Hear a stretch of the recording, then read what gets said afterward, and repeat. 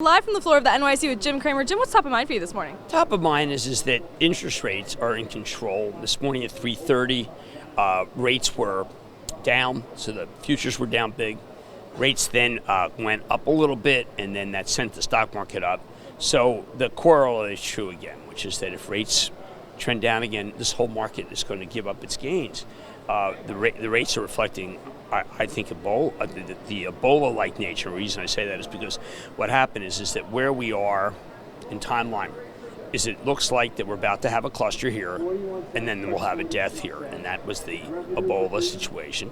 So it's too early to have a big rally, but we had to put money to work because we put nothing to work, and we were north of 20% cash, and so we kind of have no choice.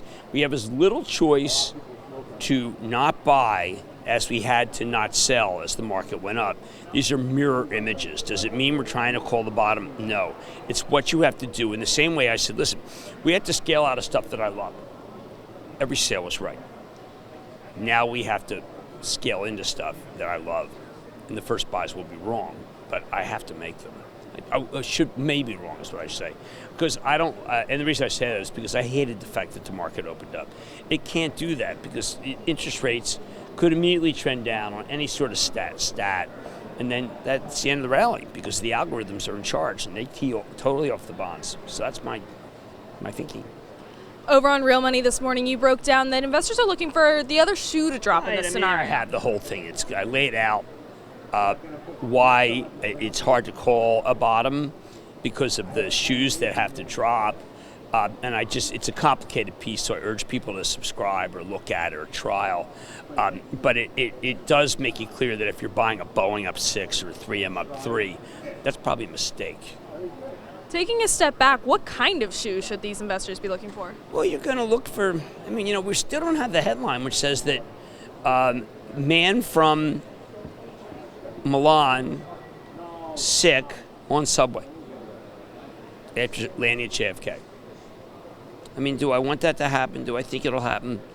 Well, I used to cover homicide, and I read a lot of obituaries. And I would expect to have to write that obituary. Don't want to, but in the old days I would have. Speaking of the coronavirus, tonight at 6 p.m., President Trump will be hosting a press conference focusing on the coronavirus. He's obviously. It's a public health issue in our country, and we have very good public health. Do we have the right testing for it? No. Everybody knows that now. What is that? It's not revelatory. Do we have enough respirators for people who are ill? That's an interesting question. Dr. Fauci, who's on our airs, is exceptional, knows a great deal. President and Larry Kudlow are showing leadership. Now, you may say that they're being not dire enough. I would come back and say, do I wish they were more circumspect? Of course I do. Everything's playing out the way it's supposed to, okay?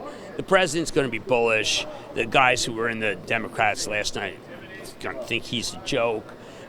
We have the Center for Disease Control and Dr. Fauci saying at the very beginning of this, it's coming here. So now when people are saying it's coming here, people are saying, wow, it's coming here. Well, Dr. Fauci told you it was coming here. Okay, so we got to remember the progression. He said it was coming here. He said we do not have, it's like we have drawbridges, okay? Well, you can't, not every drawbridge can work. So it's going to come here. Are we prepared for it? We have a better public health system. How about that? Let's put it that way. Are we prepared for the for the publicity that comes from someone who got it, who rode the subway? Absolutely not. That's going to be major headlines, and that could be the next leg down. But as Carl pointed out, that the last time we had 3% decline days 3 times in a row was 1931. This is a biological crisis, not a financial crisis. A biological crisis is going to slow the world's economy. After this, I think I'm going to give up talking about the actual illness and simply talk about what can occur in the business world, and when you see X, it will relate, because we have at CDC.gov and we have Fauci, and you don't need me to interpret what they're saying about the illness. I don't know. I just think that when you buy up like this on the third day, you're going to pay a little bit too much. You're not going to make as much money as you would otherwise, particularly if interest rates reverse and start going back down. When President Trump takes that podium later today, what should investors be listening for? I think you want to be listening for some particular sign that indicates that we are ready for an epidemic. We hope we don't get one, but we're ready. That would be simple. Beyond that, I hope he doesn't talk about the stock market, because it's not his job. It's my job. And I would tell you down 7.5% in a couple of days. If you're like us and you haven't bought anything, well, you got to try to find something that's not up a lot. But if you already put a lot of money to work in the last few days, you're done. If anything, you should trim right here. And Jim, before we go, I want to talk to you about Disney after Disney's surprising announcement that CEO Bob Iger will step down. It's surprising because Bob Iger has said that he's stepping down, but said that he was going to do it in 2021. Yeah, I mean, look, I think there are people who easily could say he doesn't want to deal with Bernie, he doesn't want to deal with theme parks. And look, I think the day-to-day has been crushing, and there are people who at a certain point, like a 60-year-old successor, he might just say, Bob, I can't hang out. I got to go to Time Warner, owned by AT&T. So, I mean, what he's doing, I think, is natural, which is to say, I got to give other people a chance. I think the stock's a buy here, but leave room. See, this is what I want. Your takeaway should be buy, but leave room. So if you're buying JP Morgan up 1.5, don't like that. Buy some and leave room for it to be down. And I don't know how I can be more specific than buy and leave room. It's what I say.